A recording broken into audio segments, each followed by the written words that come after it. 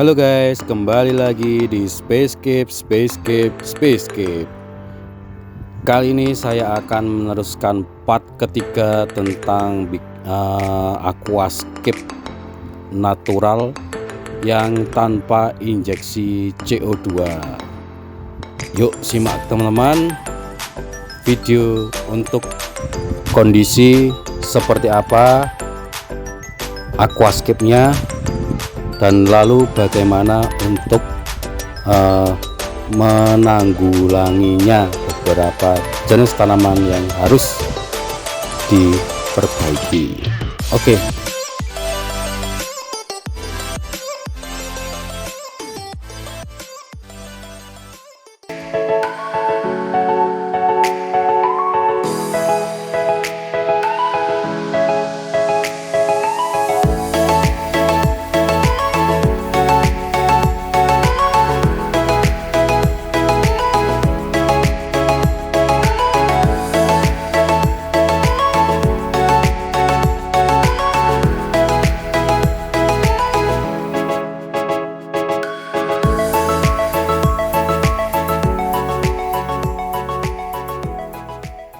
Assalamualaikum guys, kembali lagi di Spacescape. Salam. Telas kebes. Kali ini saya akan meneruskan settingan natural aquascape yang tanpa injeksi CO2. Gimana nanti nasibnya seperti apa kalau tanpa injeksi CO2. Jadi kemarin ada yang nyaranin nunggu part ketiganya ini gimana ini selanjutnya ini. Maaf ya, ini agak telat ini karena ada beberapa kesibukan yang saya alami beberapa hari ini, karena juga ada hari raya Idul Fitri, jadi ada kesibukan macam-macam. Ini baru sempat videoin tentang aquascape yang saya bikin, nasibnya seperti apa. Simak video. Oke teman-teman, ini hasil aquascape yang tanpa injeksi CO2. Jadi ada beberapa tanaman yang kerdil, yang tidak segar, walaupun 2 hari sekali atau 3 hari sekali ganti air, soalnya pergantian air baru CO2 alami, tapi tetap hidup. Ini kondisinya seperti ini teman-teman, bisa dilihat. Nah, ini ada moss yang lamban pertumbuhannya tapi masih hidup, tapi kurang bagus ya, kurang hijau. Terus bujenya kurang seger tapi tetap masih bisa bertahan. Terus yang latar belakang itu Ludwigia repensnya ada yang lubang-lubang karena kurang CO2, emang harus CO2 alami ya. Terus baby tearsnya lumayan tinggi-tinggi, cuman semua pertumbuhannya agak lamban ya teman-teman. Terus ini jenis karpet tenelusnya udah full daun air, cuman pertumbuhannya agak lamban ya teman-teman, tapi udah full daun air. Nah seperti ini kondisinya, bisa dilihat. Ini karena apa? Di samping kekurangan CO2, di sini lampunya kurang high dikit ya,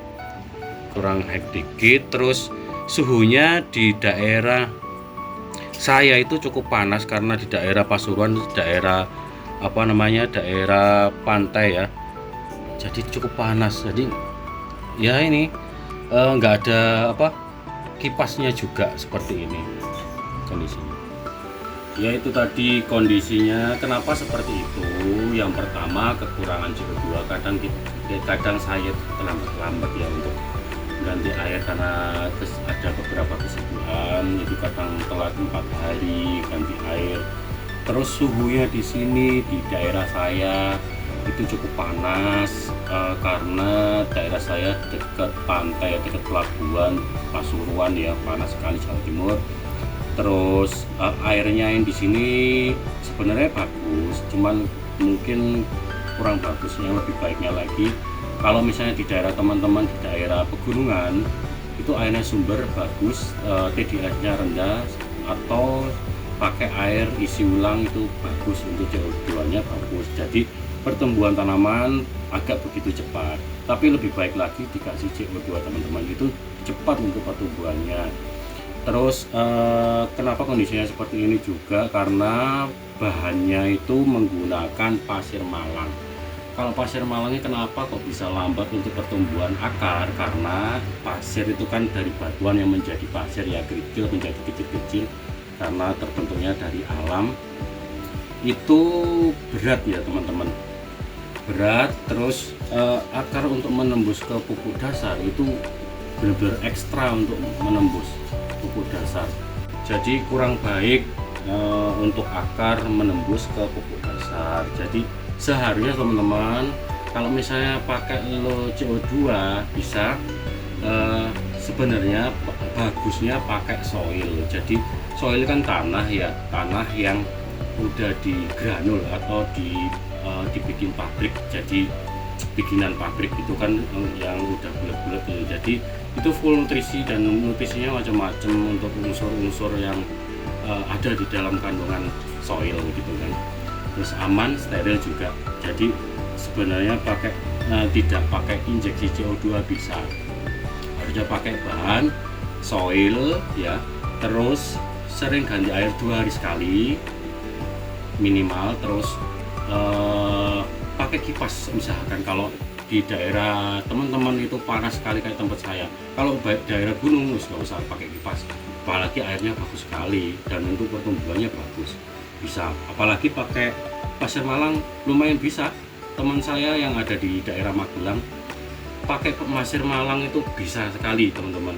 Jadi jangan takut kalau teman-teman yang di daerah pergunungan, karena airnya air sumber ya. Jadi filtrasi alami dari tanah yang ada di pegunungan itu bagus sekali.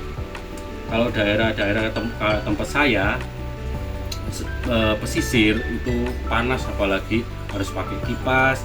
Terus medianya soil, terus sering ganti air ya, walaupun tanpa CO2 injeksi tanpa CO2, sering ganti air 2 hari sekali 50%, jangan 80% ya, 50% atau 30% gitu teman-teman.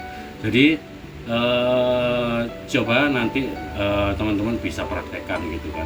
Ini contoh tanpa CO2, posisi saya di daerah pesisir dan tanpa kipas. Usahakan pakai kipas ya.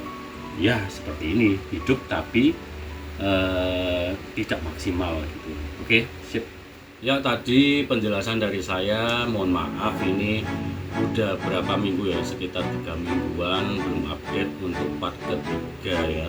Nah, seperti itu tadi penjelasan saya tentang tanpa injeksi CO2 dengan posisi saya di pesisir ya, dekat-dekat pantai, jadi panas banget ya. Seperti ini, hidup tapi kurang maksimal. Oke, jangan lupa untuk nonton video-video berikutnya tentang aquascape. Apapun tentang aquascape yang saya kasih nanti. Cukup sekian, terima kasih, semoga bermanfaat ya. Teman-teman bisa praktekkan di rumah ya. Jangan lupa subscribe, like, share, komen, dan bunyikan loncengnya.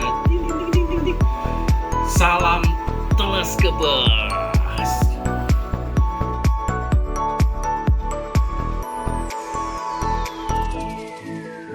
Nantikan video selanjutnya part 4 dengan menggunakan injeksi CO2.